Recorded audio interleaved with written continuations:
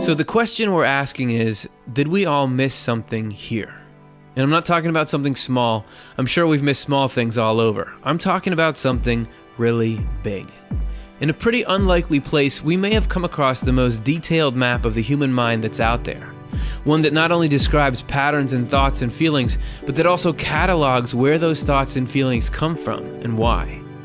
We may also be looking at a vast, straightforward, point-by-point description of what happens to our consciousness after death, and a blueprint for why life unfolds in the way that it does, meaning stuff like why bad things happen and what we should focus on to thrive in life. And if that's not enough for you, we just might also have a clear description of the details of God. Wait, don't leave. I know, it sounds crazy. I wouldn't have believed it either, but after you spend some time in it, you can't help but get this sense of, wait, what is this? Is it true? Does it work? Well, that's what we're here to find out. Stay tuned.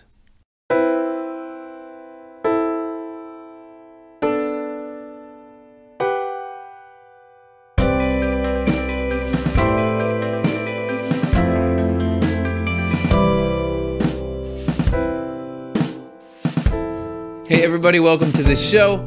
If this is your first time here, we will work hard to make you regret that decision as little as possible. We'll walk you through how everything goes. My name is Curtis Childs, and I'm the host, and I'm with the Swedenborg Foundation, which is a nonprofit organization that puts on programs like this one for the purposes of getting Swedenborg's material out there. That may be a meaningless phrase for you now, but hopefully we'll educate all of us on it as we move through. If this brings up questions, and this even though this show is supposed to be like an intro overview, there's a lot of material in here. If something's not making sense, if you want to hear about something more, if you're watching live, get your questions in. If you're watching in post, just write them as a comment. We'll try to get to you, and hopefully everyone will leave as satisfied as possible. So let's get into it. We're going to begin with what I believe is probably the first question someone would ask when they saw the title of our show. So here's part one.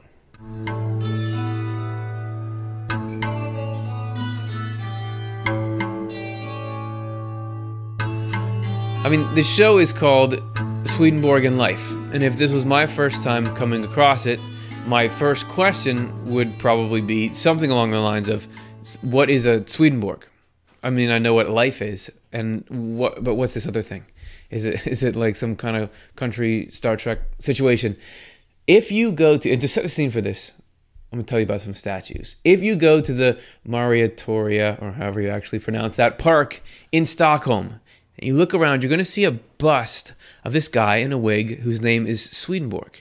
And if you zoom out from there and hop just ever so slightly across the Atlantic Ocean, flying over the dark blue water, and end up in Chicago, specifically in Lincoln Park, you're going to see a bust there, same wig, same guy. It's Emanuel Swedenborg. And if you were to zoom out then from Chicago and just look at the city plan, the way that the roads and everything are laid out, that's influenced directly by Swedenborg. Daniel Burnham, the guy who designed the whole thing, overtly says, yeah, this is based on Swedenborg's material. So what does that mean, and what is it? And also, if you're going to look at probably one of the most famous human rights champions in their last century or so, Helen Keller, right? She released a pamphlet that was called How I Would Help the World, or an essay. But why is Helen Keller saying that?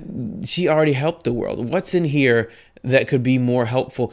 It's actually all about Swedenborg and what he wrote and how she could share this with the world to help it, coming from someone who spent her entire life drastically helping the world. Even American folk hero Johnny Appleseed, that guy who walked around and planted apple trees, he was based on an actual guy named John Chapman who would walk around handing out, apples, but also books by Emanuel Swedenborg.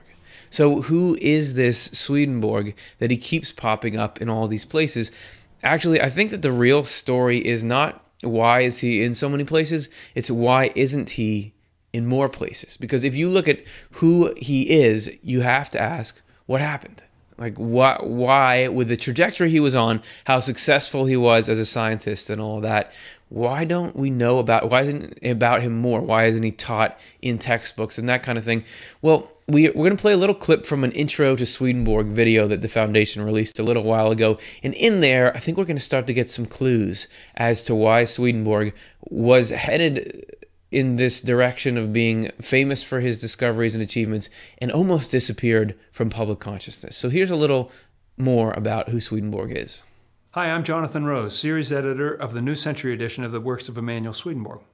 So maybe you've heard or read something interesting about this Emanuel Swedenborg and you want to know more. Well, perhaps the most basic thing you should know, just for purposes of light conversation, is that Swedenborg was an 18th century Swedish scientist, philosopher, and theologian. Born 1688, died 1772. The next thing you should probably know is that he was brilliant.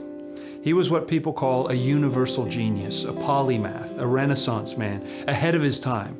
For instance, he was a submarine designer before there was such a thing, a psychologist 140 years before Freud, an aeronautical engineer 190 years before the Wright brothers.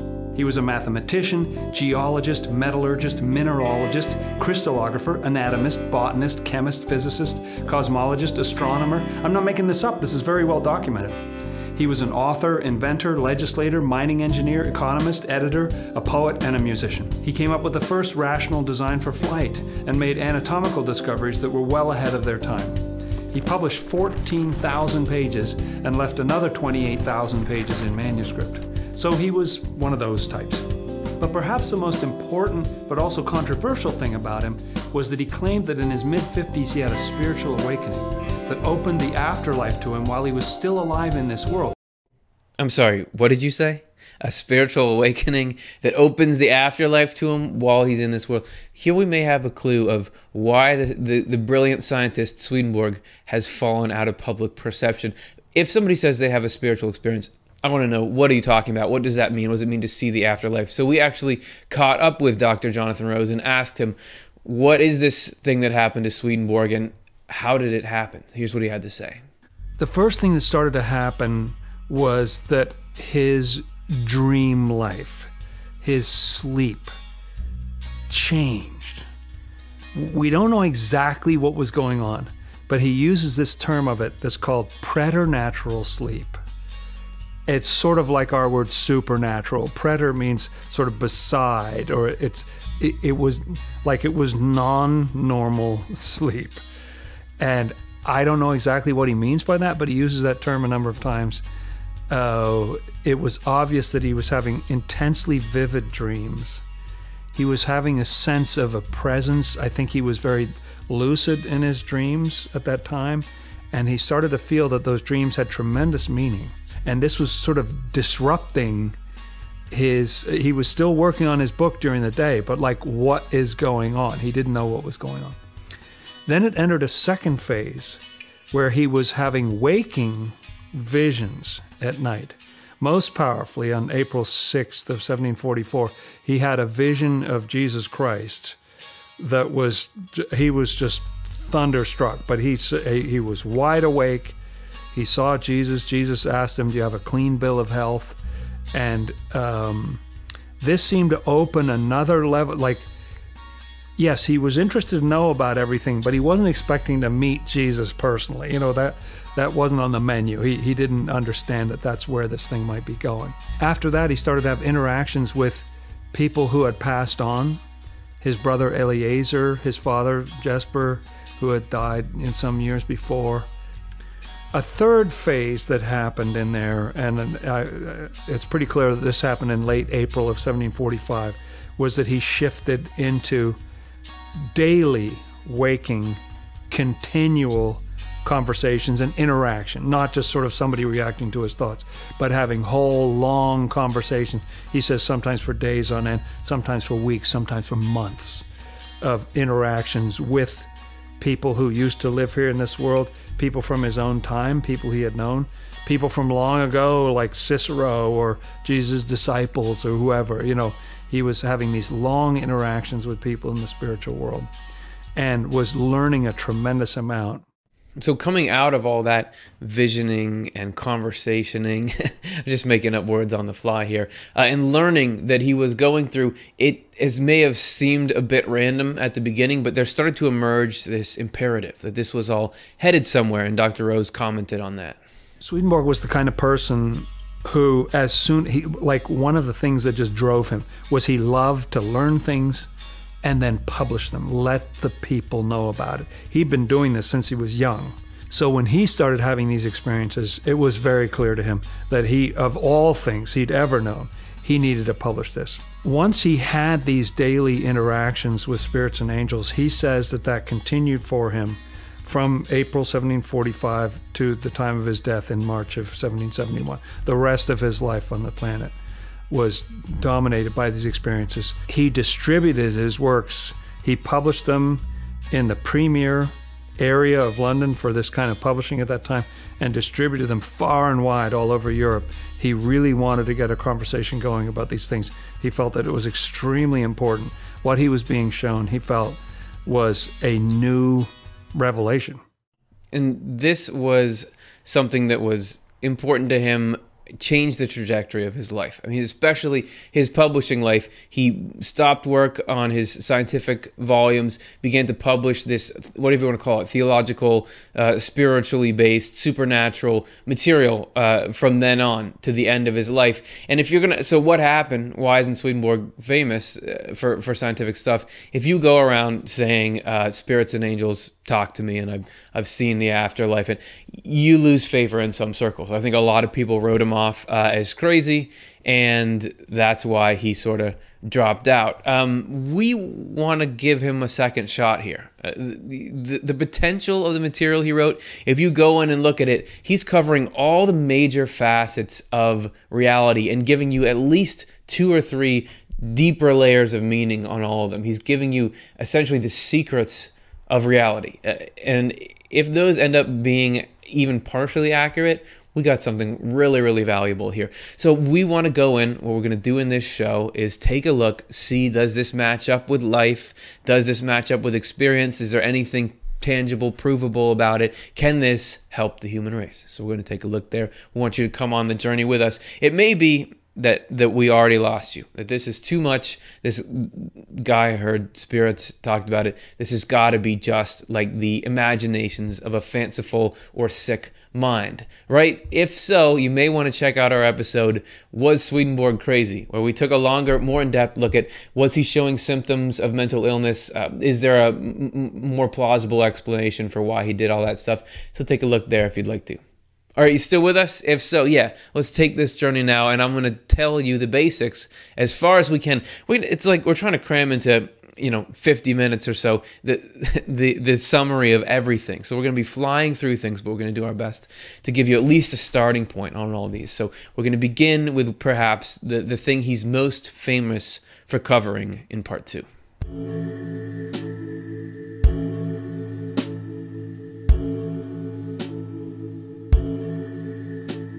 If you are forced to, and this would be a terrible exercise, try to sum up everything in Swedenborg in 3 words, it'd probably be life goes on.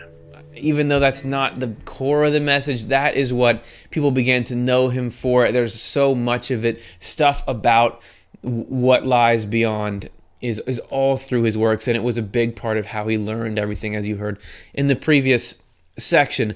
But the what lies beyond wasn't this sort of obscure where we may head beyond the veil. To him, he was like taking day trips there. He was going there, interacting with people in, using what we'd now call out-of-body travel or spiritual travel all the time, on a daily basis. And he would come back using his scientifically trained mind and his attention to detail and meticulously record these are the phenomena there, these are the conditions that make those phenomena possible there, this is what it means for us. And so he gives this very, very almost mundane at times description of how everything works there and why it does and what we can expect.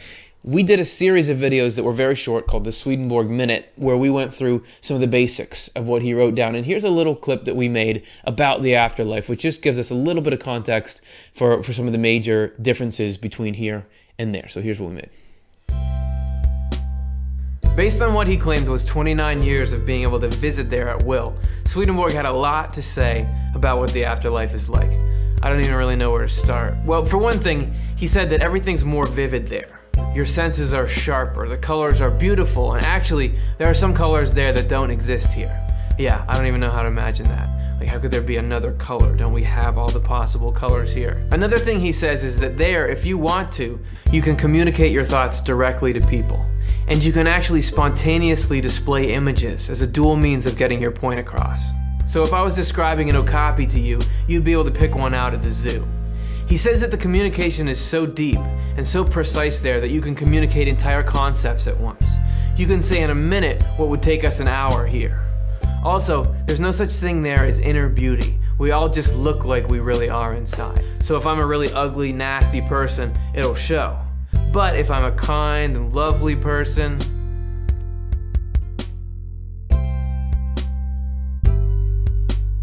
silly. And we made that video just like a couple years ago. I swear I look 14 years younger in it. So those are some of the differences there, but there are similarities as well. That actually, you may be more struck by the similarities between here and there. So let's take a trip there right now. You want to do it? Let's wake up in the spiritual world. What would it be like? The first thing we might notice is that there's terrain.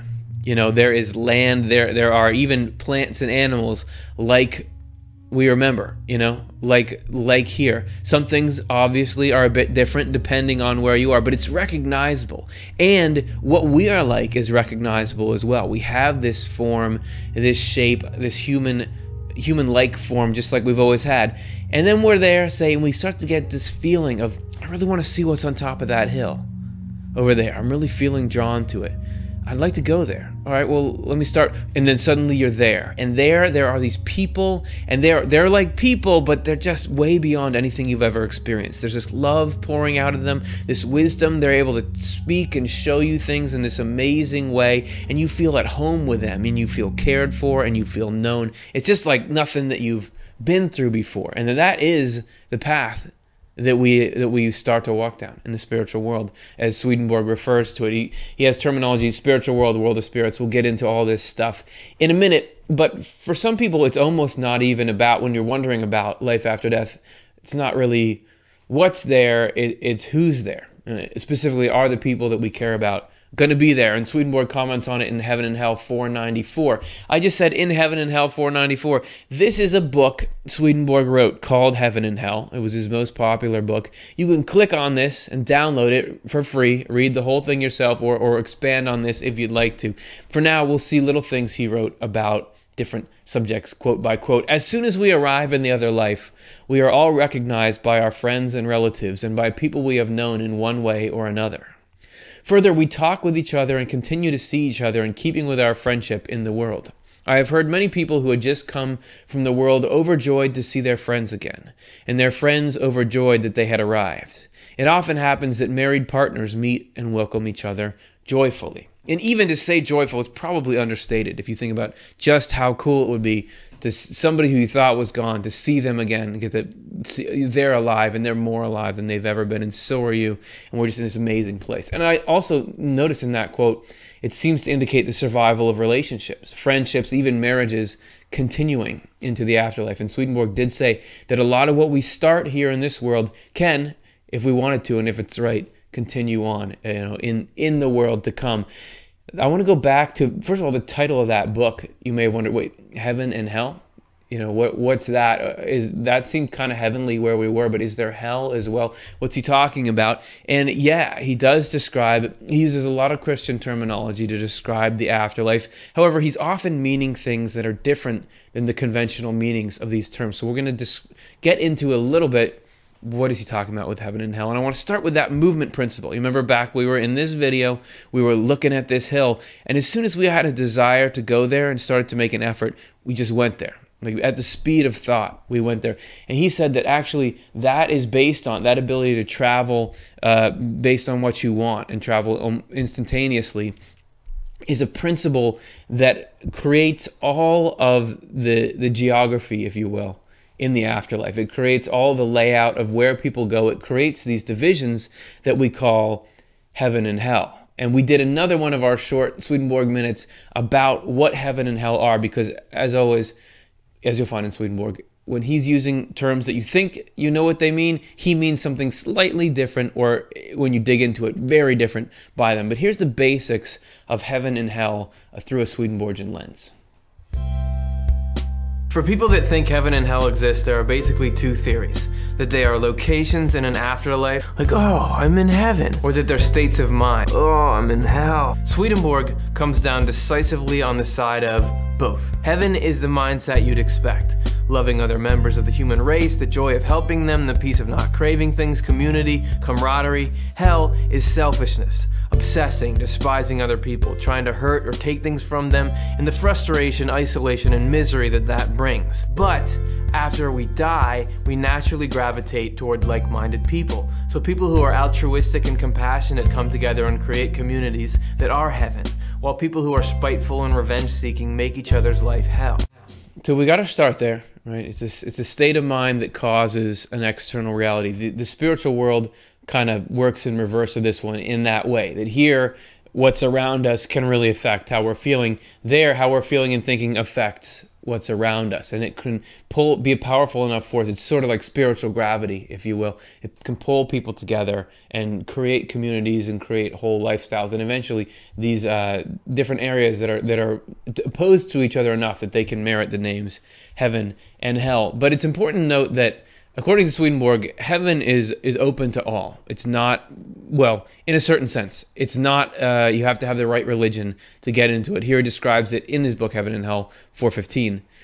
Heaven includes everyone who has lived a good life since the very beginning of our planet. A good life, not meaning like this is the good life, everyone who got rich or got ahead.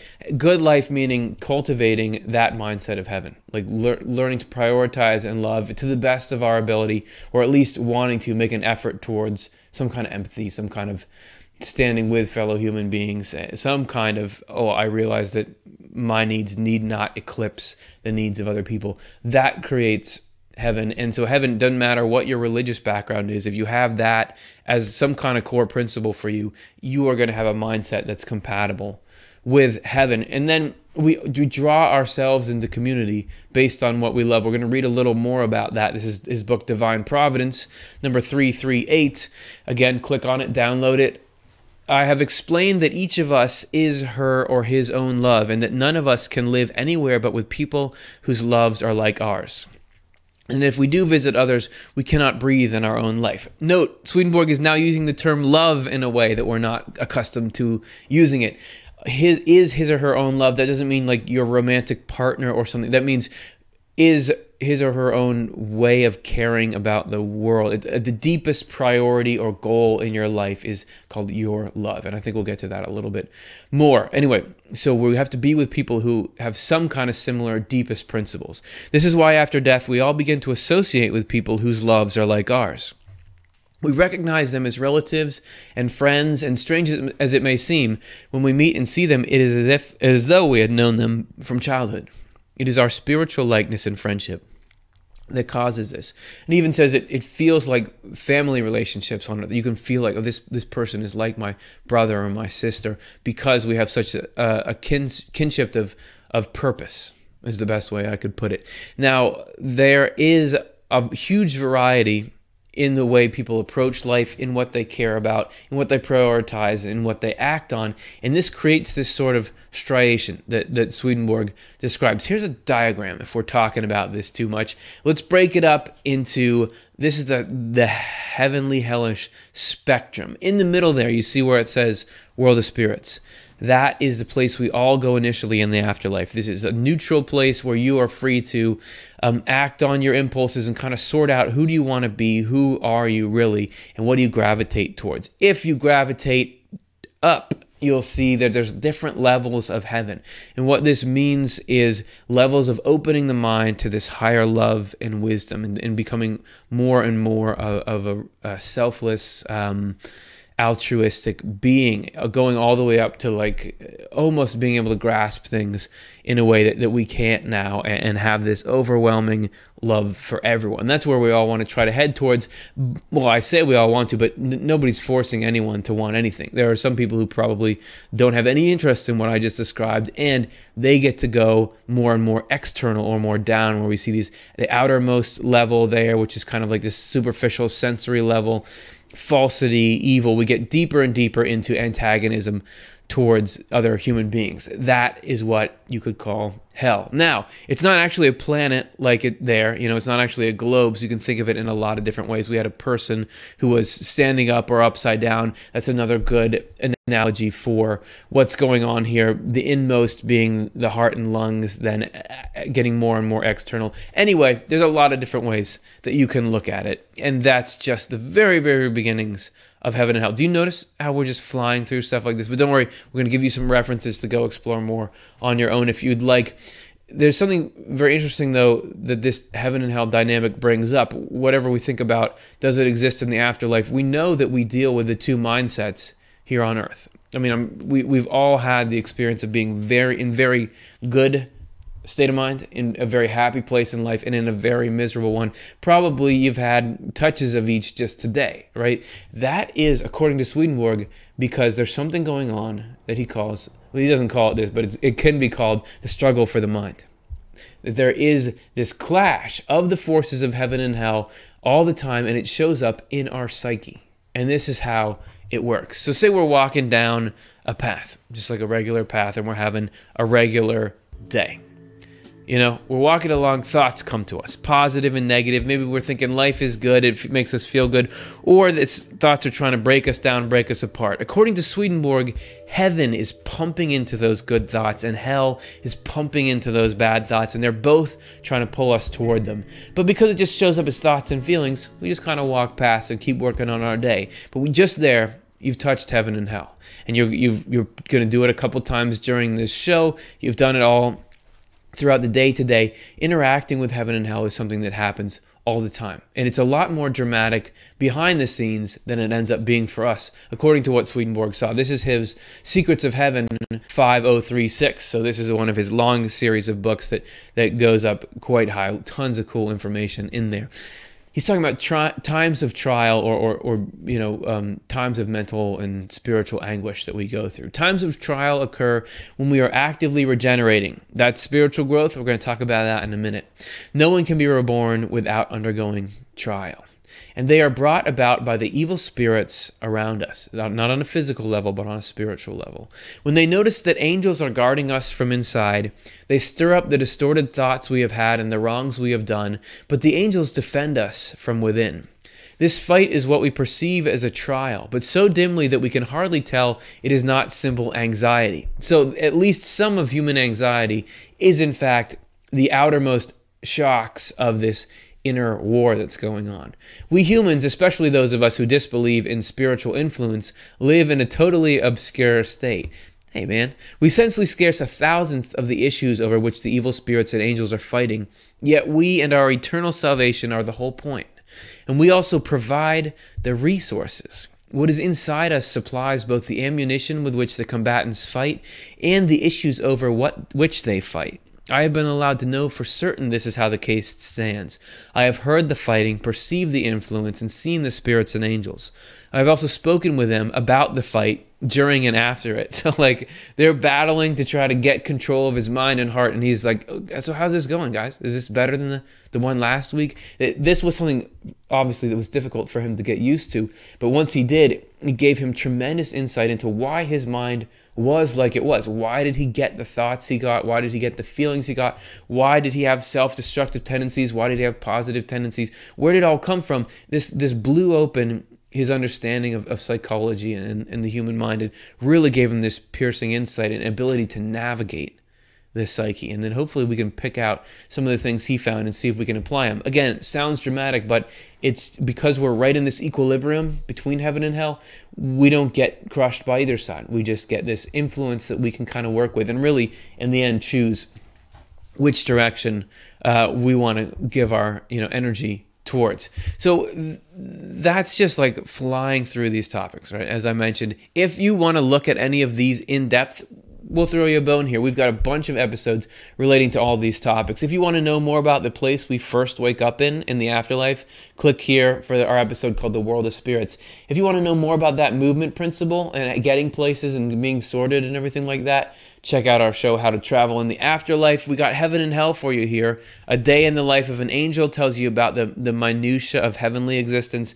And then The Good Thing About Hell explains how hell is not this conscious punishment, but it's actually something a lot more humane, and actually the best case scenario for those who are choosing it. So then we also have how to deal with evil spirits, if you want a little more insight into the struggle of the mind. And then finally, spiritual marriage, which is about survival of relationships, particularly the marriage relationship. So there you go.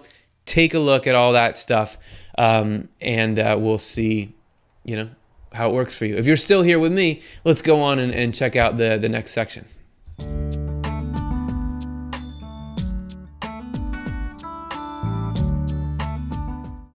In my job as a good worker bee, I turn up to start work at the hive for 8:45.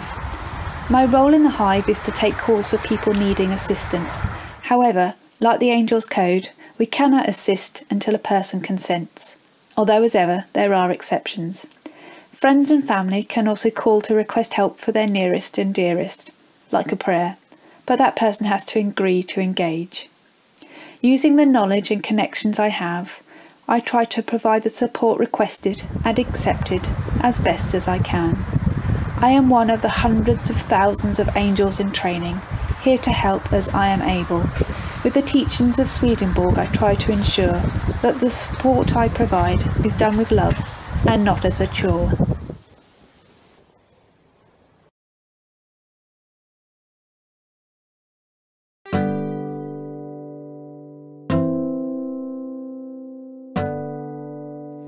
Yeah, so maybe we might as well wade into the topic of God here. First, I want to say, love that video. We just started doing this thing where we ask for submitted videos. How is Swedenborg affecting your life? We got that awesome poem. Thank you so much for it.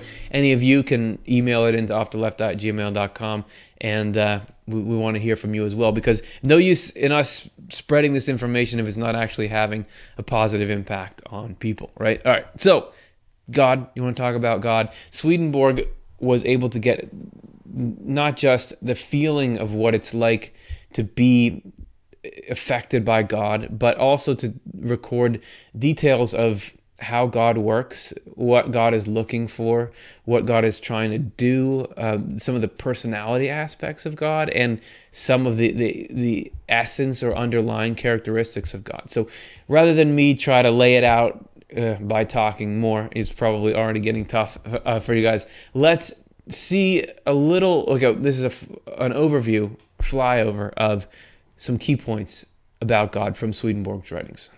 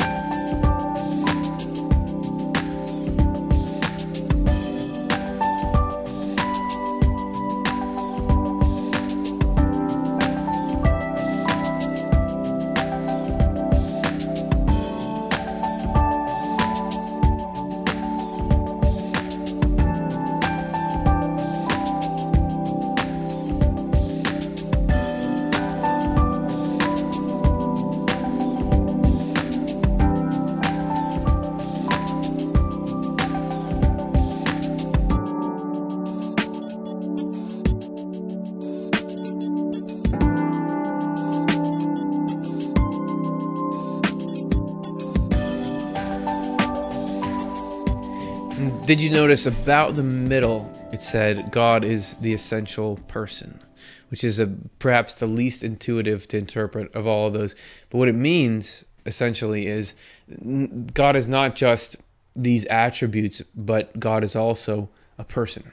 It's somebody that we can relate to, and actually we are people because God is. That we are sort of echoes and the outermost vibrations of God, so that we're copies of God, not like we're making God in our own image, So that's just a little bit about the basics, but Swedenborg did have some very specific details about God, even down to what we're going to investigate here, which is, like I said, almost a personality trait, that God is all accepting. God is never mad at us. This is True Christianity 56, where Swedenborg is actually on the offensive against people in his day who were teaching that God is furious with us. He says, from these few points you can see how insane people are who think that God can condemn anyone, curse anyone, throw anyone into hell, predestine anyone's soul to eternal death, avenge wrongs, or rage against or punish anyone. People are even more insane if they actually believe this, let alone teach it. In reality, God cannot turn away from us or even look at us with a frown. To do any such thing would be against his essence, and what is against his essence is against himself. So there's not like you sinned and so I'm angry at you. I'm not going to be angry when you're done sinning, but for now you can't trigger God. It's not that God isn't going to work with exquisite skill and wisdom to remove everything harmful and wants us to go to the best possible version of ourselves that we can be, but he's not going to get mad at us along the way, or at the people we wish he would get mad at for what they've done. It's just not what a divine, omniscient, loving, wise being does. And this doesn't throw anyone into hell. The hell that Swedenborg describes is one of our own choice. We go there because we love to go there. And again, watch our other episode, The Good Thing About Hell, for more about that.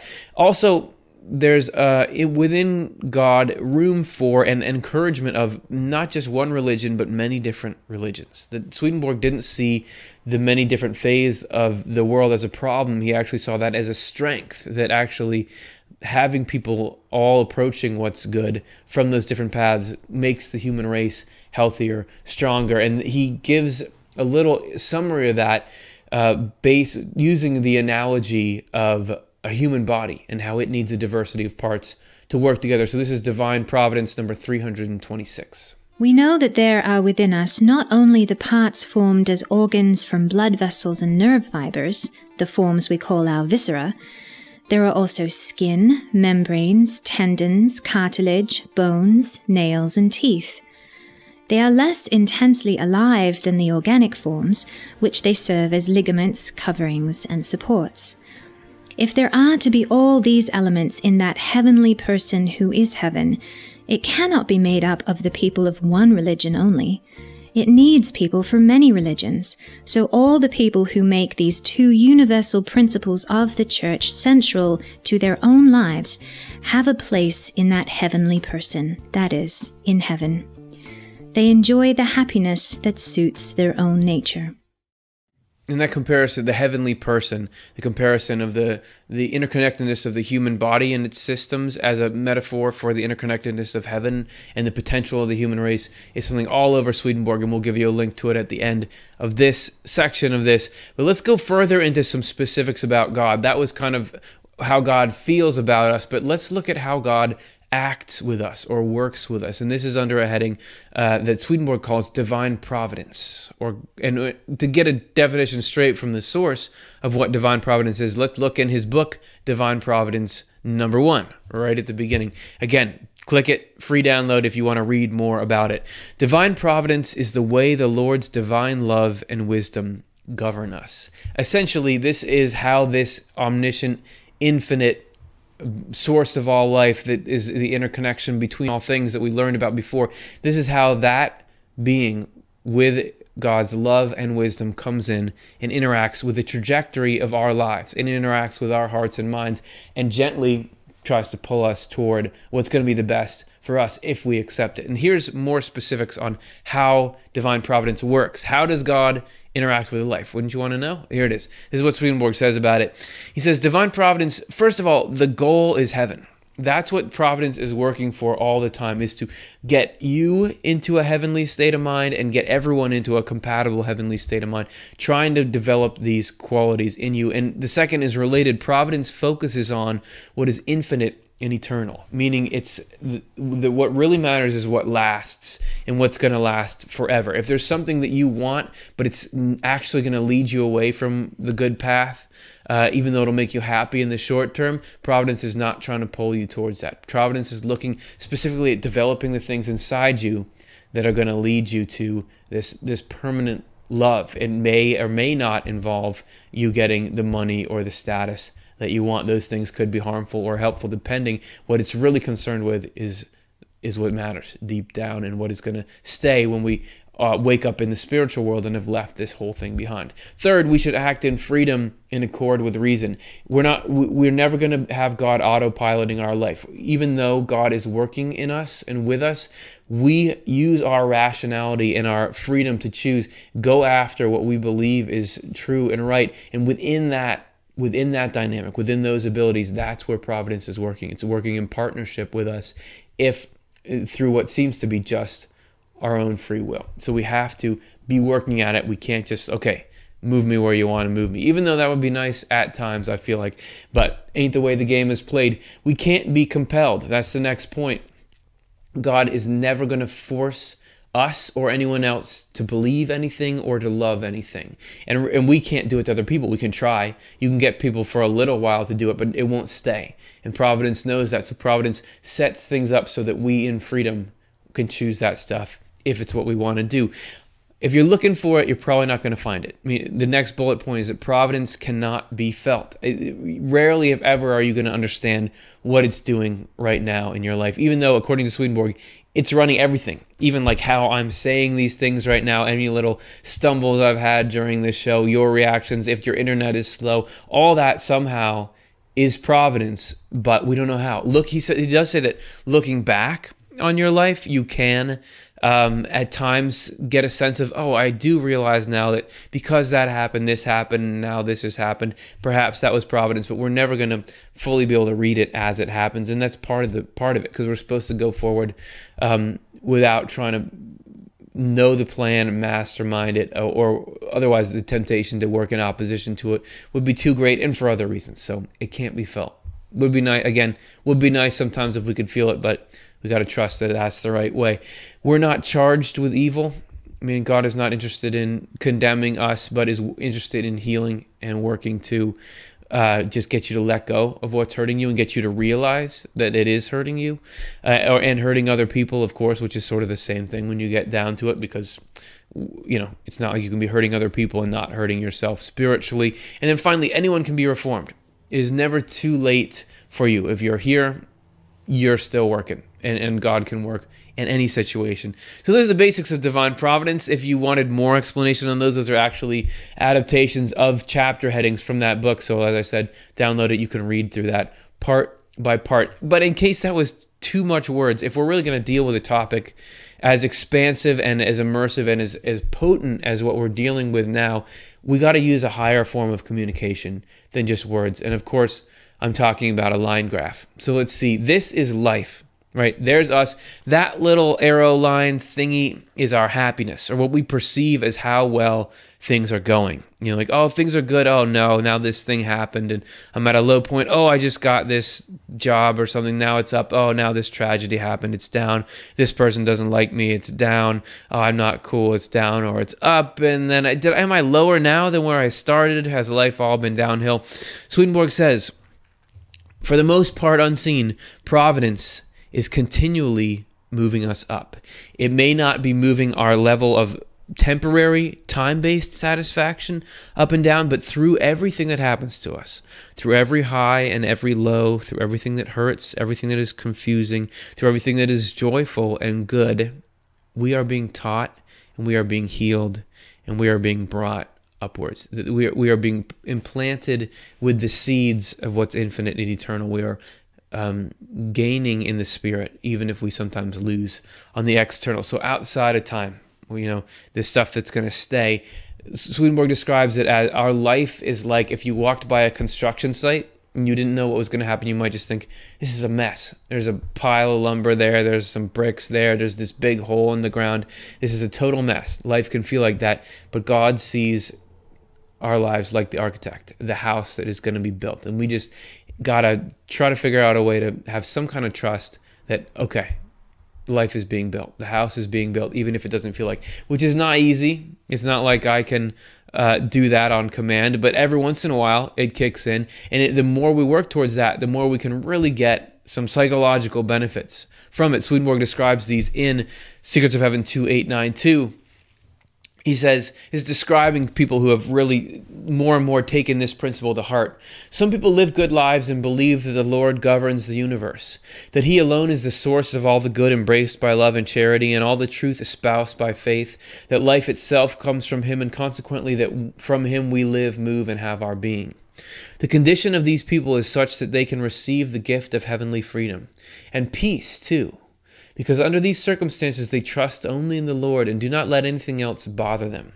They are positive that under his care, and this is really the crux of it, everything leads forever toward what is good, blessed, and happy for them.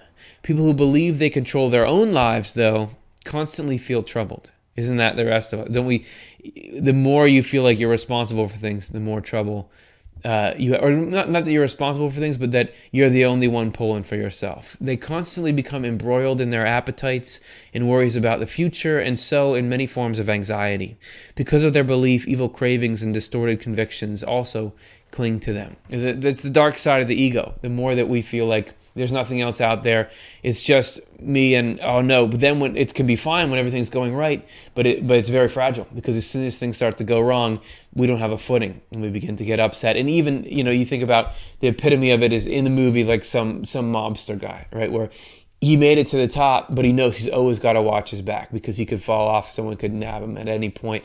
That's the opposite of this trust in divine providence, that the divine is looking to give us this assurance that I'm taking care of everything. We're riding it's hard to do that right direction. We're riding the blue arrow up, into the tip top of the graph. Good metaphor. And so that's what's happening. All right. That's it. That's all the time we have to spend talking about God and the way God guides us. If you want to hear more, here's some related episodes for you. We'll always have these. Don't you worry about it. You want to know what God looks like? Right here, click that one. If you want to go further into that idea of different religions actually strengthening heaven, we did a whole episode on that. If you'd like to hear a little bit about, the limitations of God in the divine design, click What God Can't Do. Why Bad Things Happen is an in-depth look at providence and the problem of evil. The infinite in you is this balance between what's God doing, what are we doing, who does what part. And then finally, we didn't even have time to get to Jesus. Like, how does Jesus Christ fit in? Is Jesus God? Is there some difference? What's going on here? Swedenborg had a lot to say about that. I'd start with our episode, Why Jesus Was Born, if you're interested in that. All right? So there, we got a couple of things down and we got to move on. That's just the nature of it. And we're going to look now at some of the universal symbolism behind everything in part 4.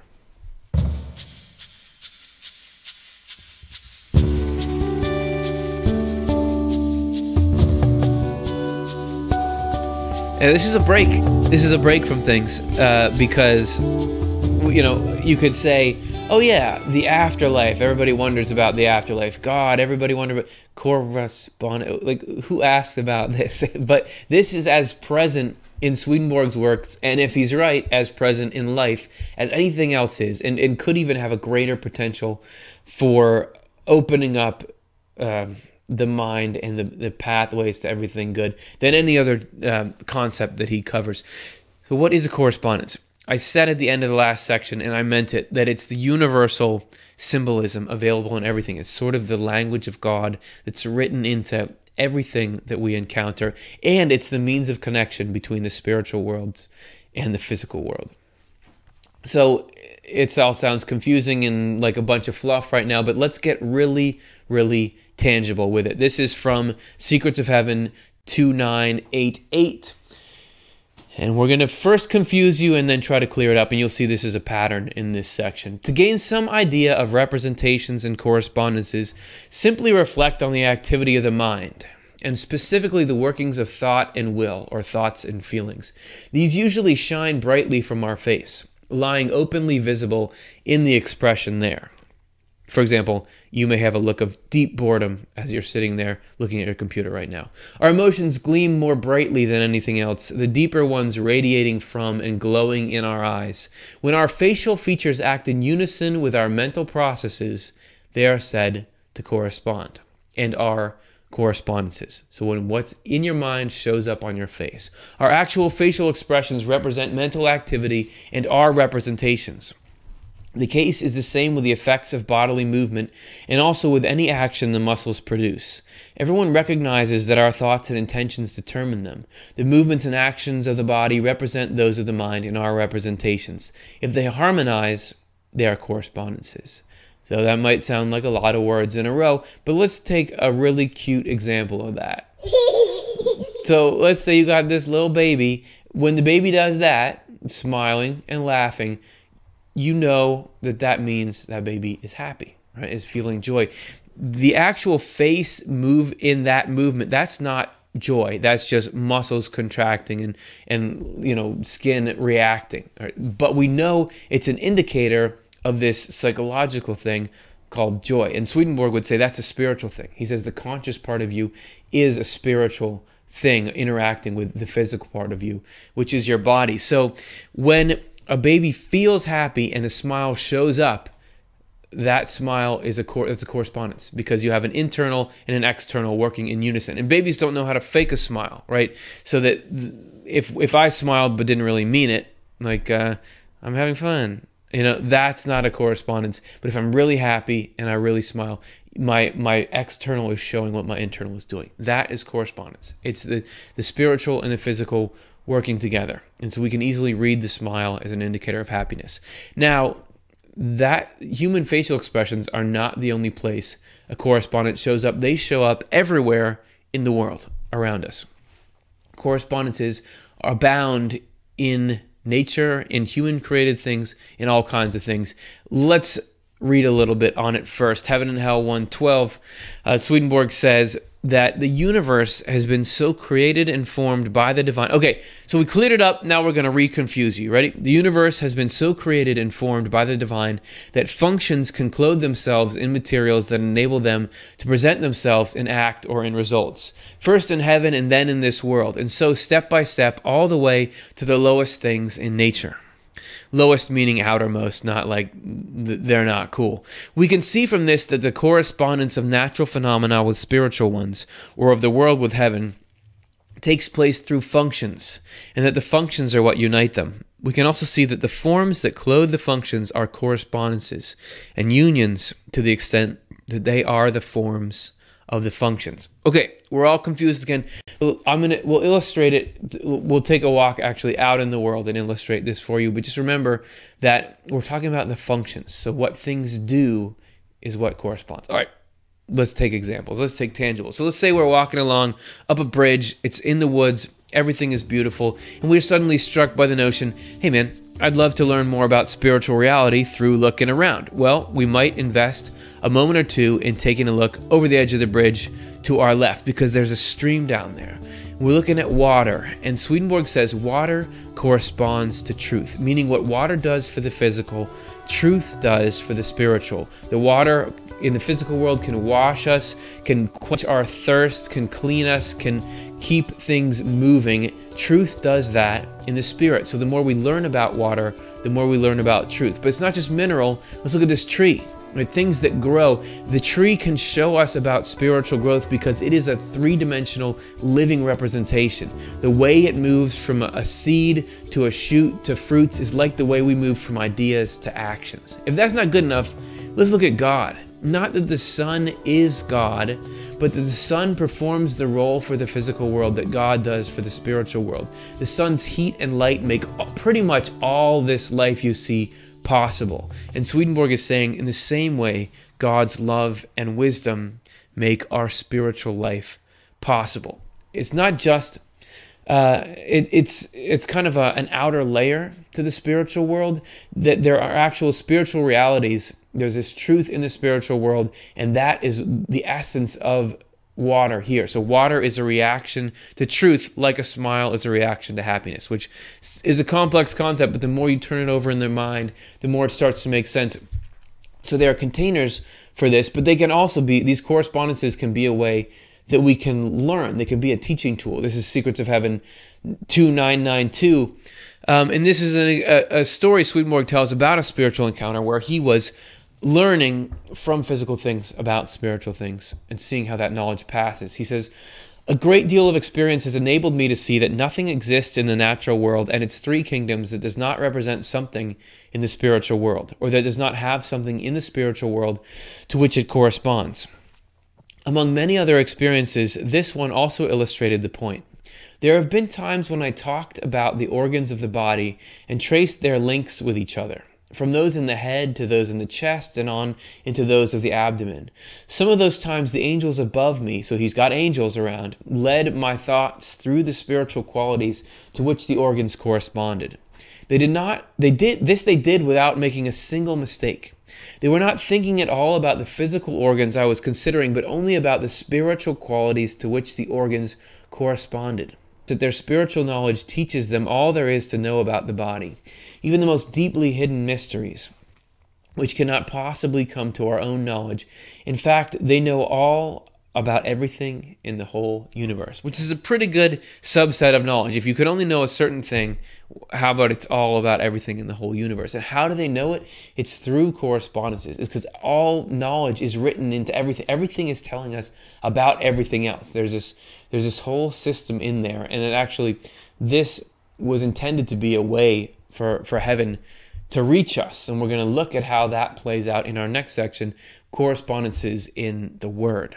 And now, the Word is a term that Swedenborg uses to describe what most of us call the Bible. And he's not the only one who uses that term.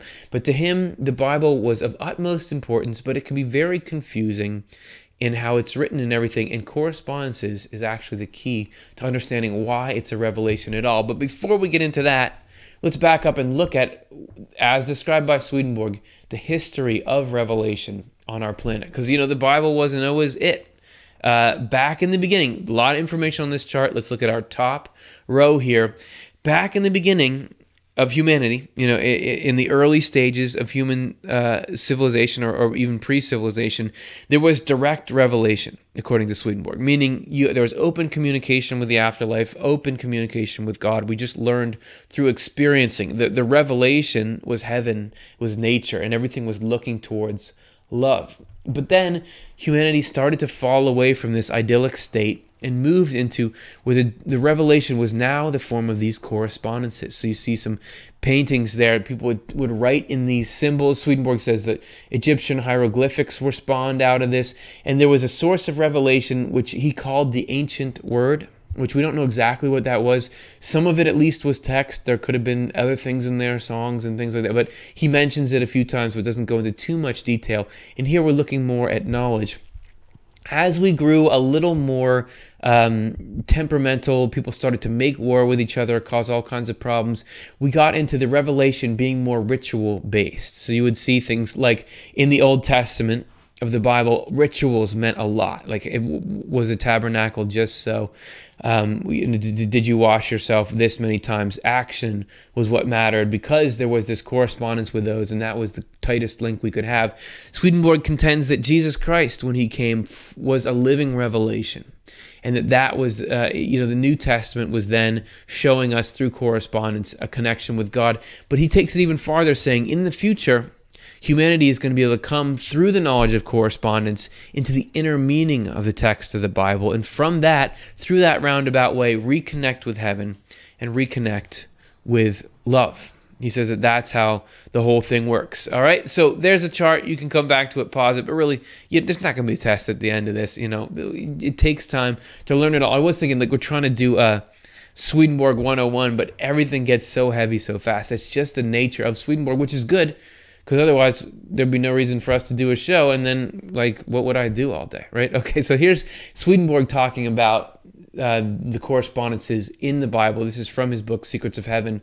And actually, Secrets of Heaven is this indexing of the meaning of the Bible, starting in Genesis. So here's how he kicked the whole thing off. The Word contains secrets of heaven, and every single aspect of it has to do with the Lord. is heaven, the church, faith, and all the tenets of faith, but not a single person sees this in the letter.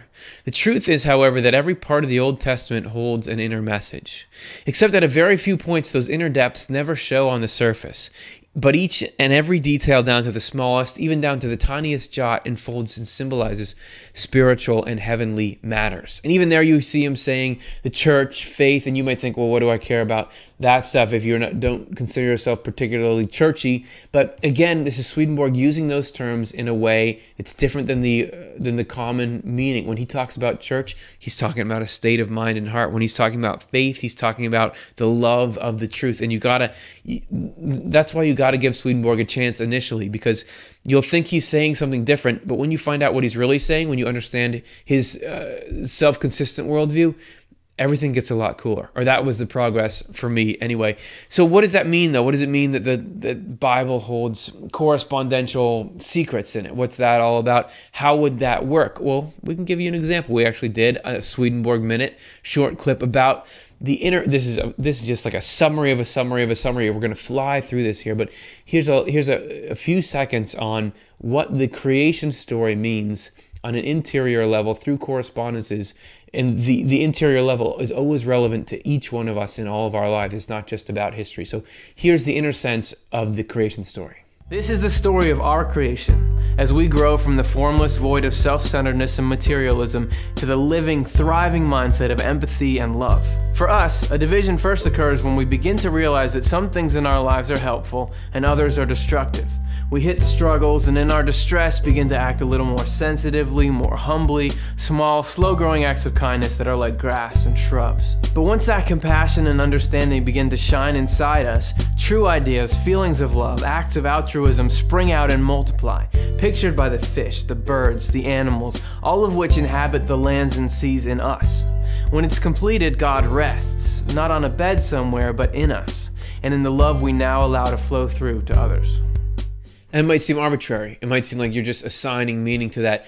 But if you go into Swedenborg's writing about it, you'll see a very, very consistent, repeatable system where he said, this means this because of this means this because of this, if you want to give it a shot. And if you do, and you start to dig into it, you start to see it explains everything that's hard about the Bible. Meaning, why does it seem like God is angry? Why is there war? Why is it weird at times?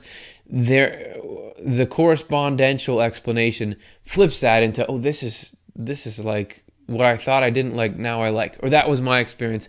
You can see if it's yours. If you don't want to go into nature or the Bible and try to look for correspondences, there's one area where you're just not going to be able to avoid them, and that is dreams. Swedenborg says that we every night encounter correspondences in our dreams, and he encountered correspondences before he even really knew what they were through his own dreams. So we got ourselves a translator of Swedenborg's works to talk a little bit about what Swedenborg did early on in his spiritual awakening, cataloging his dreams. In 1743, when Swedenborg was beginning to have these spiritual experiences more and more, he started keeping a journal of his own dreams, which become very vivid and were full of meaning for him. They've been published under the title of Swedenborg's Journal of Dreams, also under the title of Swedenborg's Dream Diary, and you can find them with various commentary on what these dreams might mean, given the fact that we now know how his life went after he wrote this all down. In this Journal of Dreams, he writes down the dreams that he has in great detail, and then he writes down what he thinks they meant for him in his life. He sees meaning and significance in the things that happen and in the symbols, the images. So for instance, there's a dog that shows up in his dreams, and he often equates that with some sense of pride in his own intelligence and his own wonderfulness. And this is kind of a precursor to this concept of correspondences and symbolism that permeates his later works. Let's take a look at a little bit of this permeation. This is one of his later works. Actually, it's his Journal of Spiritual Experiences, which he started keeping after this dream journal and continued for years and years and years. So this is entry 4,404, where he describes a little dream episode. Again, I dreamed a dream, but an ordinary one, as others do. Someone spoke with me, and when I awoke, I told all of it from beginning to end. The angels said that it coincided completely, so angels around him again, with everything they had discussed among themselves. This is after he'd woken up, he's talking to these angels. Not that they were the same things as were in my dream, for the thoughts of their speech were turned entirely into entirely different things, so that they were figurative and symbolic. Indeed, so were all the details, so that there was nothing that did not coincide. So you get it now? No? Okay. It's still too confusing. We laid it out with a little more clarity in one of our Swedenborg minutes. So let's take a look at one more of those. So Swedenborg was just a normal guy. He was walking around doing stuff, publishing scientific findings. Then suddenly he became viscerally aware of a spiritual world that affects everything in our lives. This included insight into the machine that creates these weird, sometimes touching, sometimes arbitrary, sometimes disturbing night trips that we call dreams. He wrote that at times the angels around him would have conversations, and that the concepts that they were talking about would show up in his dreams. But it would be tailored to him specifically, because the concepts would come to him, but they'd manifest in his dream based on how he understood them, and the things in his own memory that were related to them. For example, there was a guy that Swedenborg knew who seemed kind of superficial based on what Swedenborg had seen of him. So that night at one point, the angels were talking about superficial mindsets. So that got picked up by Swedenborg's dream brain, reminded him of that guy, and then bam, that guy showed up in his dream. Swedenborg also wrote that some dreams come from heaven and are revelatory and inspiring, while some are induced by hostile spirits that are meant to mislead or frighten you, while others are just the spiritual world randomly messing around. What is that, randomly messing around? Is that some kind of millennial phrase? Well, I mean, Swedenborg phrases it amounts to little more than games. So they're really, not everything is laden with meaning, or at least meaning that we can get at. Swedenborg's dream interpretation, which was way ahead of his time, may have had an influence on modern dream interpretation, or at least the heavy hitters in that area. For instance, Carl Jung, he wrote that this is during a crisis of his, and I'm about to butcher some names. I dug up Eschenmayer, Passavant, Justinus Kerner, and Horace, and read 7 volumes of Swedenborg. That's a lot. And this was in the summer before he began writing his Red Book. So it was a very significant time in his life. So there you go. Correspondences. We introduced you to it. We flew you through it. Hopefully it's intrigued you at least to try to learn more about it. Here's our episodes you can check out. You can, if you want to look more into this correspondence of the sun that I was talking about, check out what light and heat can tell you about God. Swedenborg says that the garden is like a full correspondence with the human mind. You can look there at what that means. The shape of heaven gets into this universal human. I said that I would give you a link to it. Here it is if you want to know what the human form has to do with heaven. If you want to dig more into how does the Bible work, what the Bible is, this is our dreams episode, and there's a specific story from the Bible, detail by detail, if you're into all that. All right, we're getting close. There's one more area, and it's really the functional area. How do we act on all this stuff Swedenborg is telling about us? We're going to look at that in part 5.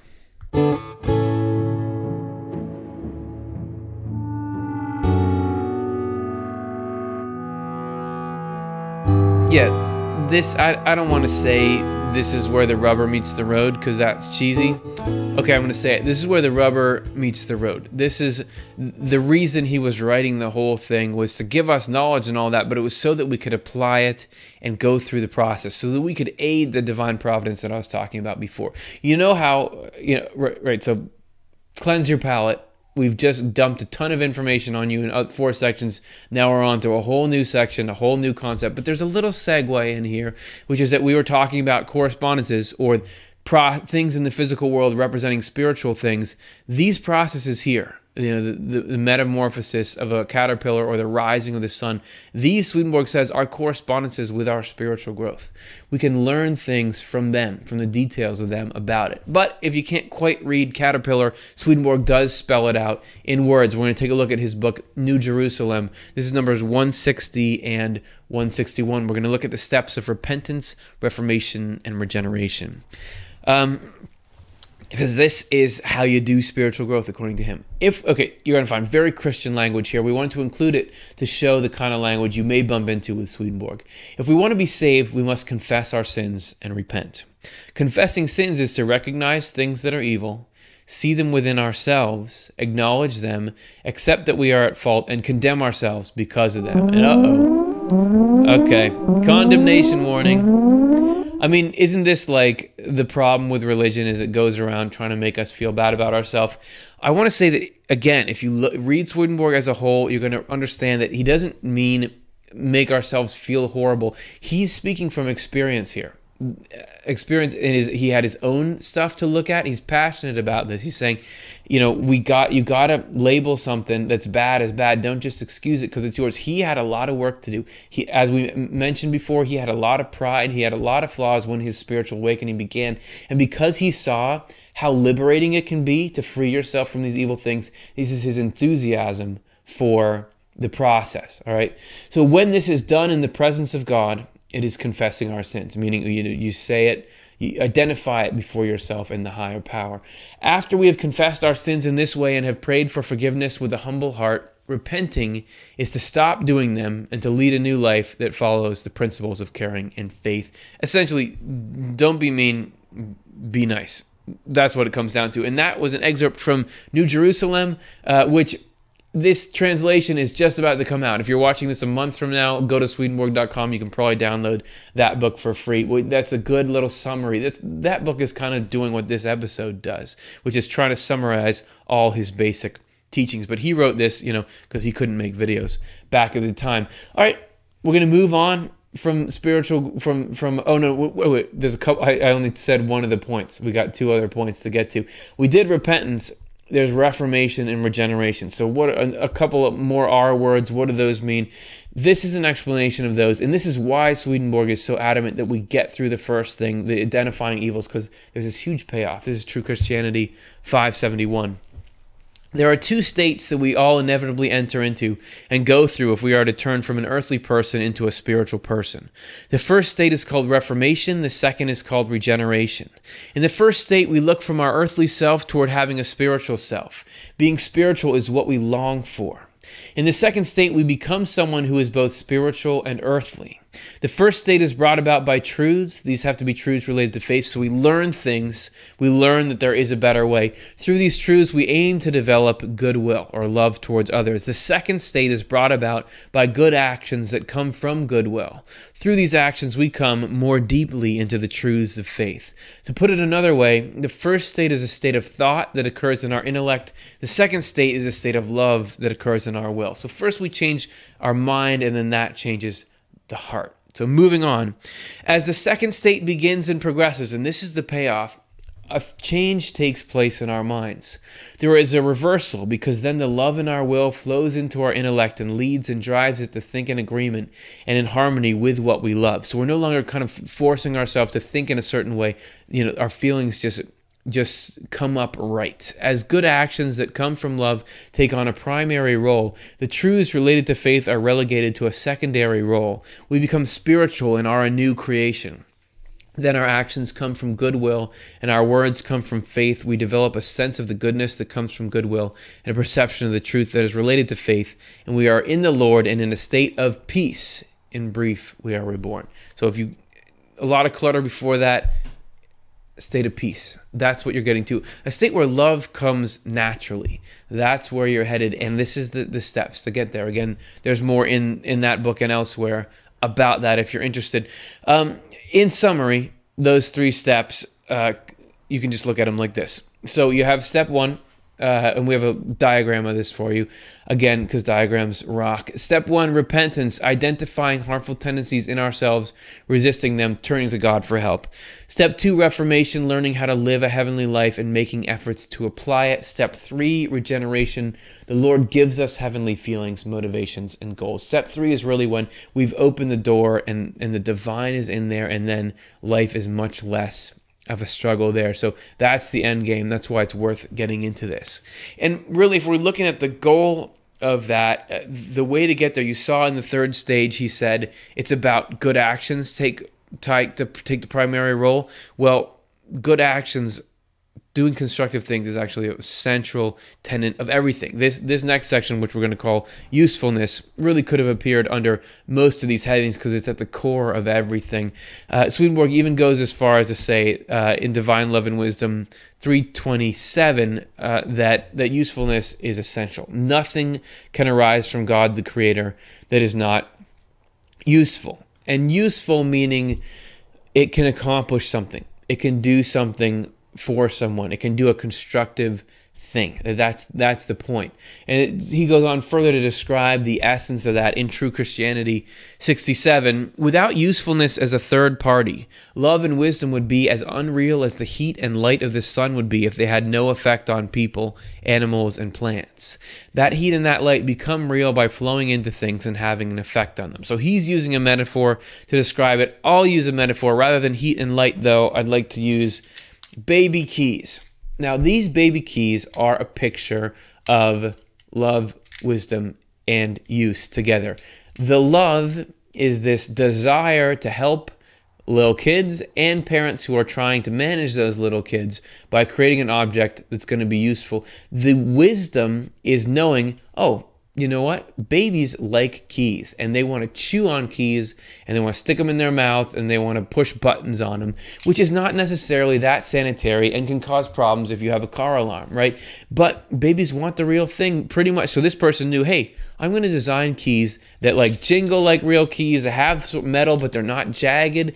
And hey, you can even make little sounds without driving the neighbors insane. So they put it together. If they just had that desire and those ideas, but never made this, never would have done anything. So thanks, whoever made this, Jeremy or Lola or whatever your name was. Appreciate you putting that love and wisdom into action. All right. For an angelic perspective on this, let's look at True Christianity 736. This is Swedenborg hearing from angels about it. The angels looking down from heaven said that heaven is a kingdom of useful functions. The Lord loves everyone and wants us all to have what is good. What is good is being useful because the Lord does good and useful things indirectly, here through angels and in the world through people. He gives those who are performing useful functions a love for being useful and also a reward for being useful, which is inner bliss. And this inner bliss is eternal happiness, which eternal happiness doesn't sound that bad, right? That's something you'd probably want to go for. The seed of eternal happiness. If you've had that feeling of we're on a team together and we're working for something that you really believe in. Have you ever had that? Or you're working on a project because you're thinking about the good the way that's going to make a particular person or a group of people feel.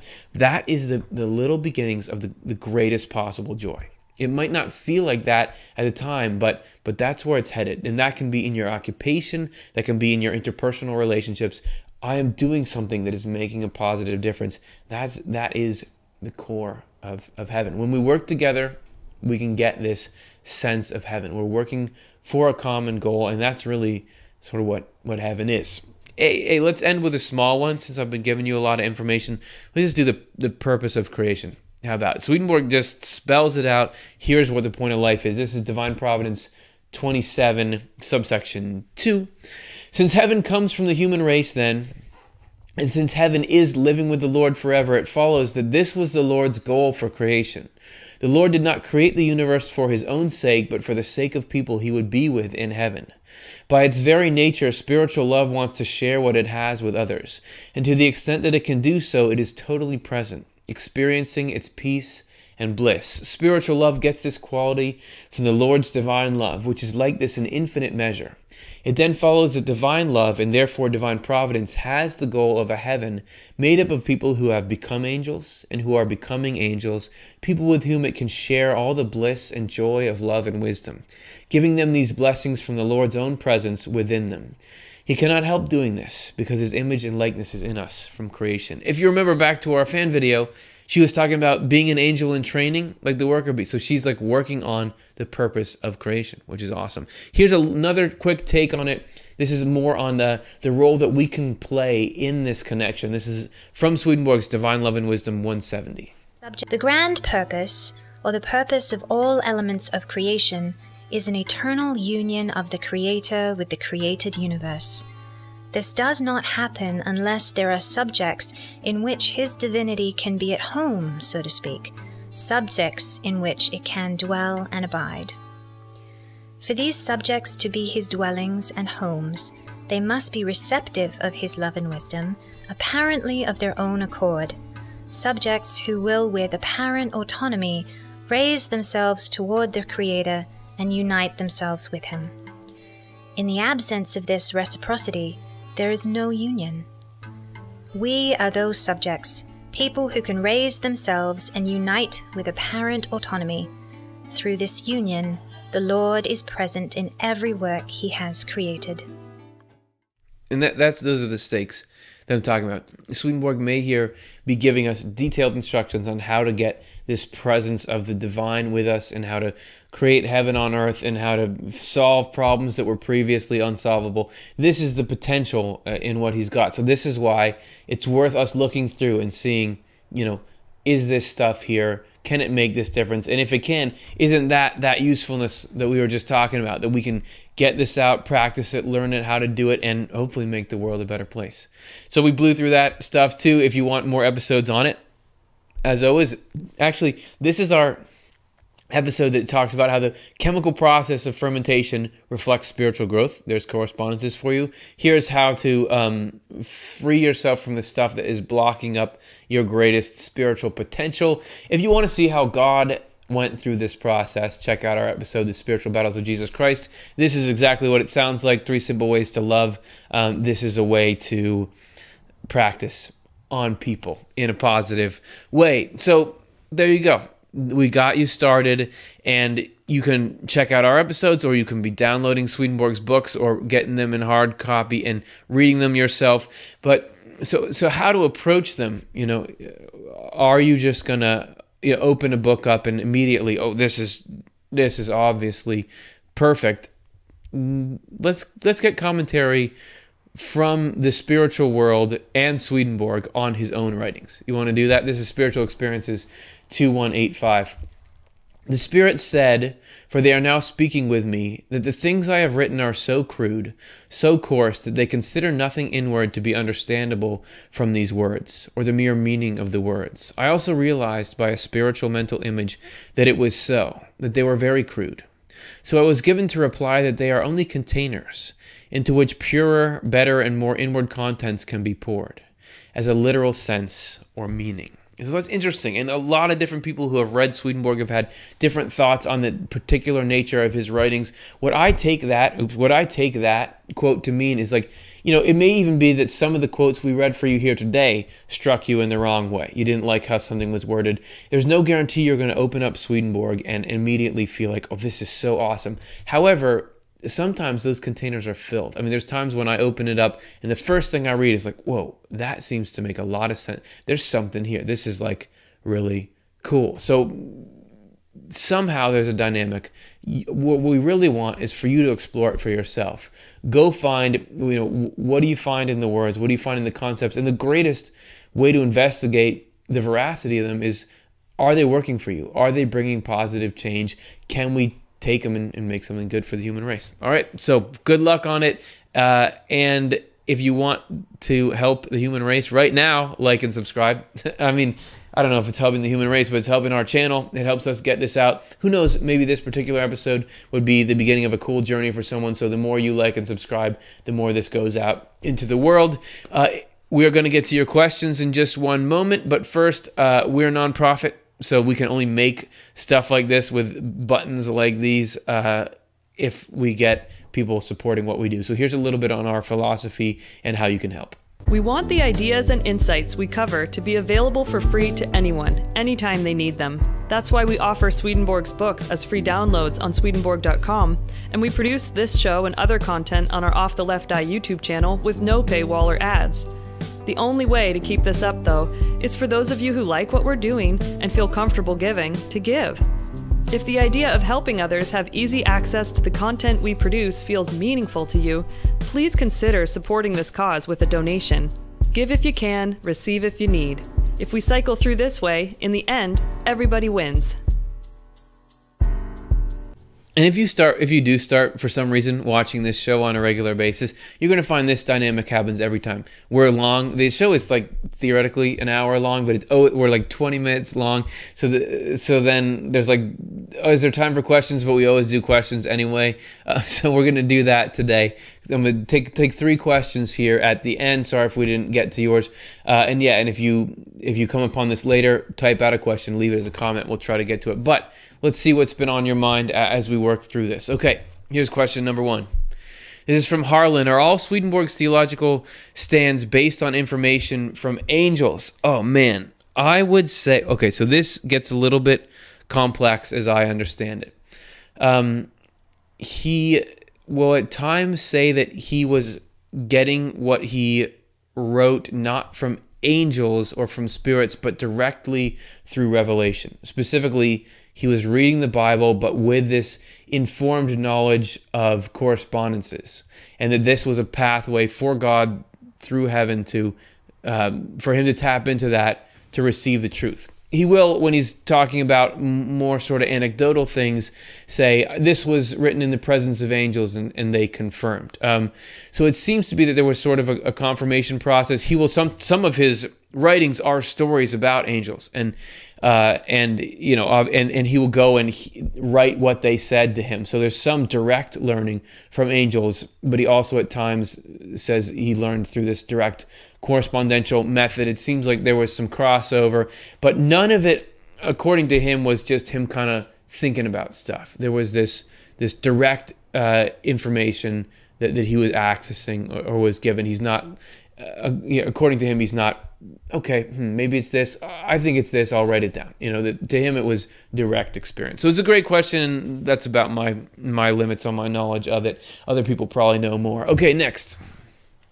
Lee, did Swedenborg say anything about the location of heaven and hell in relation to where earth is? Yes, he said heaven and hell are directly present with us, but not physically. It's not like heaven and hell do not exist within the physical universe, like you could go far enough out into the stars and find them, or into the core of the earth, or even like he says that they're not linked. Like you couldn't even look, at a smallest quantum level and find them. I don't know what he said they're only linked through correspondences, that you can't travel through this. So they're right with us because the us is a spirit, right? So the spirit in our body is where the physical and the spiritual touch, and so the spiritual part of us is right with heaven and hell. As far as like, could you ever in the future discover like some signs of that link? I don't know. The science was nowhere near where it is now when he was writing, but the spiritual world is right here because we are inhabitants of both worlds. So hopefully that is what you're asking about. Okay, next. This is from Blender. How did Swedenborg feel about his role as spiritual tour guide? Great question. So how did it all strike him that this work? I think he loved it. I mean, I think he really developed a passion for it. I think the task was daunting. And as we were mentioning in the beginning, he caught a lot of flack for it. People said he was stupid. There's reports somebody tried to kill him. He was put on trial in his home country. But then also there was the angst of nobody's listening, and very few people would take him seriously and listen. So he was really trying to get it out. Some would. I mean, he had positive and negative experiences with that, but none of that really deterred him. That he was, I think based on what he'd found and seen, the love that he had experienced and the importance of the mission, like his understanding of the importance of getting this information out, I think he was happier to be doing that than he had ever been on anything else. I wasn't in there. I don't know what the job description for him was like, but my sense is that it's not like he's like, oh, I wish I never took this on. Maybe he had moments, but overall, he wouldn't have wanted to spend his life any other way. That's me putting words in his mouth, but I can do that because he's not around physically to stop me at this point. All right, thanks everybody so much for watching and hanging out. And if it's your first time watching the show, I'm amazed you stuck through to the end. Thank you. Really appreciate it. Next week, we're going to be back in here, and we're going to go from a simple overview to a very in-depth, this wasn't very simple, but a very in-depth look at nothing less than the Last Judgment. and what that was, and Swedenborg's description of how that happened and has it already happened and what. So that's next week. Hope to see you then. Thanks for hanging.